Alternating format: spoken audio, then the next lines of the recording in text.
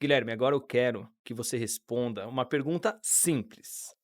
O que é SAF? Mas calma, ó, imagina que quem tá nos acompanhando agora é aquele cara que é fanático por futebol, que leu tudo sobre SAF, sabe tudo o que tá acontecendo aqui e lá fora, mas também quem tá assistindo é a dona Sofia, que é a minha Hum. mãe, que não entende uma vírgula. Um beijo, mãe, mas não entende uma vírgula. E eu quero que você explique sucintamente, para deixar todo mundo no mesmo jogo, Legal. o que é SAF? Como que ela surgiu no mundo? Como que ela chegou no Brasil? Qual que é o objetivo dela? Não, legal. A gente ouve muito sobre a sigla, né, mas a gente não sabe o que de fato está por trás de tudo isso. Mas as SAFs são as Sociedades Anônimas do Futebol. Basicamente uma entidade privada, né, que possibilita a atração de capital de investidores privados para uma entidade que vai administrar ativos esportivos ligados ao futebol. Então, a lei da SAF, né, que a gente comentou brevemente ali na cronologia que eu fiz, ela passou final de 2022 e 22 e ela basicamente ela trouxe um arcabouço, jurídico, para que os clubes pudessem receber esse capital privado e também condições para que os clubes pudessem fazer uma reestruturação dos seus passivos financeiros, que é o grande problema da maioria dos clubes hoje no Brasil. Então essa lei ela foi, eh, obviamente, eh, muito bem sucedida, né, na minha visão, porque a resposta, como eu falei, foi muito rápida, né. Uhum. Acho que, obviamente, a gente vai passar por uma evolução dela e não é perfeita, mas o fato de hoje a gente já ter um número expressivo de SAFs no Brasil, né, SAFs, de novo, clubes de futebol que viraram entidades privadas e trouxeram investidores, eh, mostra que é de fato uma tendência e então esse é o objeto. O objeto é uma nova entidade que você cria, né, a partir dos ativos esportivos dos clubes de futebol, e aí essa nova entidade ela é administrada como uma entidade privada, e a gente vai falar aqui ao longo do episódio, mas tudo que isso, traz do ponto de vista de estabilidade financeira, previsibilidade de gestão e acho que um pouco também do que o Pedro e o Lucas falaram no primeiro episódio aqui quando eles introduziram, a conversa do Sports Market Makers. E fazendo um complemento, né, a gente até atualizou o número por conta do relatório que a gente vai anunciar essa semana, e são hoje 68 SAFs no Brasil.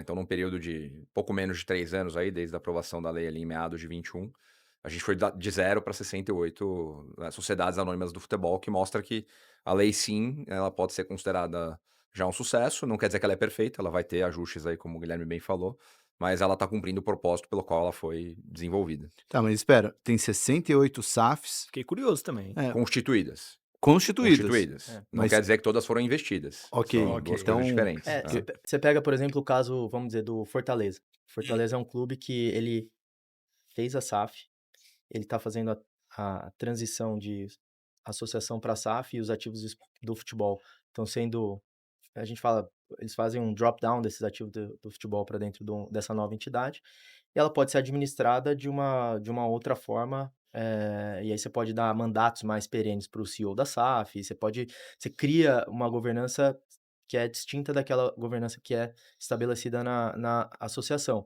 Mas como o Pedro bem falou, então, SAFs investidas são diferentes de SAFs. O cara pode optar por fazer uma SAF, porque ele cria ali uma outra rotina de gestão daquele negócio, né. Mas pelo próprio, Campeonato Brasileiro hoje da Série A, você vê a representatividade das SAFs, né. Você tem hoje, 8, né, se eu não me engano, uhum. 8 Uhum. sa 8 SAFs entre 20 clubes brasileiros, e alguns deles já sinalizando que também vão querer fazer, né. Então você tem o caso do Fortaleza, você tem o caso do Atlético Paranaense e outros que acho que no futuro próximo também devem migrar para esse modelo. Mas de novo, principal objetivo é você tentar estabelecer uma governança que é diferente, distinta daquela que é feita na associação, Uhum. na entidade não privada. E esses outros 60, 55 clubes aí que, né, como a gente falou, estão com SAFs constituídas, mas não receberam investimento, muitos deles estão no mercado procurando investidor nesse momento, e outros, como o Guilherme falou, estão ali com a SAF constituída por uma questão de governança, de processo, de gestão Tá, porque de a cada a clube. a SAF, acho que o Marcelo até, quando a gente estava tendo a pré-conversa, né, falou das 3 ondas de SAF, né, talvez a primeira onda de SAF era meio que socorro, né, então as SAFs eram muito mais para Atrair capital rápido, né? atrair capital, mas tem também vamos dizer, um objetivo muito mais de transparência, de gerar uma governança que não necessariamente o time precisa de dinheiro, por isso que ele está virando uma SAF, ele quer, na verdade, ser mais transparente e gerar confiança para investidores, patrocinadores e Sim, todo o sim. ecossistema do futebol, né? Só é importante destacar, assim, que de novo, né? A SAF, o objetivo da SAF é gerenciar, deter os ativos do futebol, né? Então hoje você vê, por exemplo, algumas ideias de vamos fazer uma SAF de estádio? Não, a SAF, se for só o estádio, Uhum. você não vai fazer a gestão do futebol.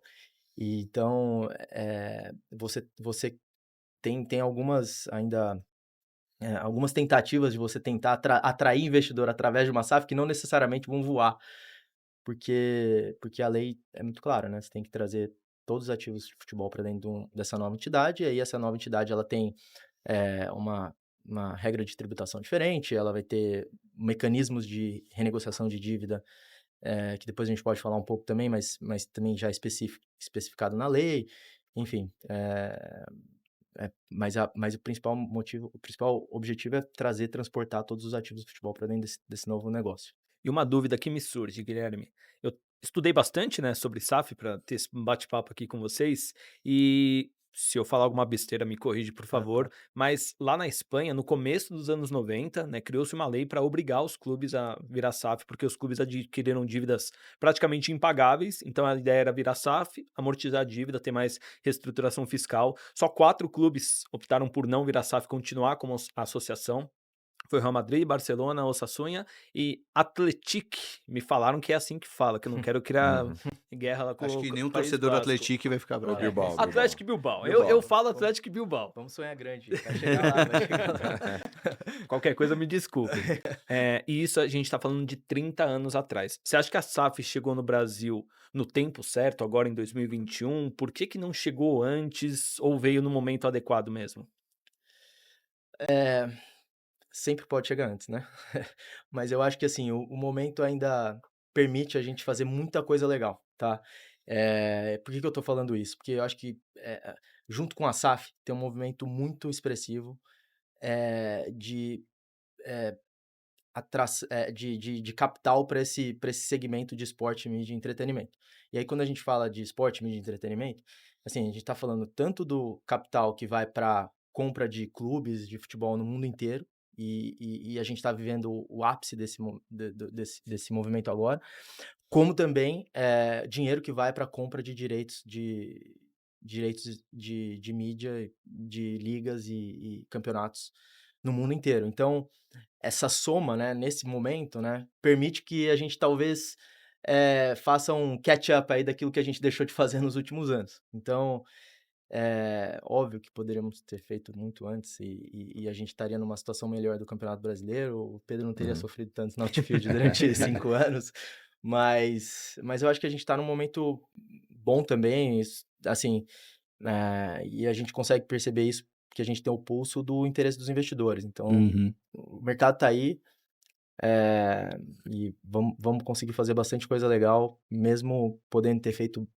há mais tempo.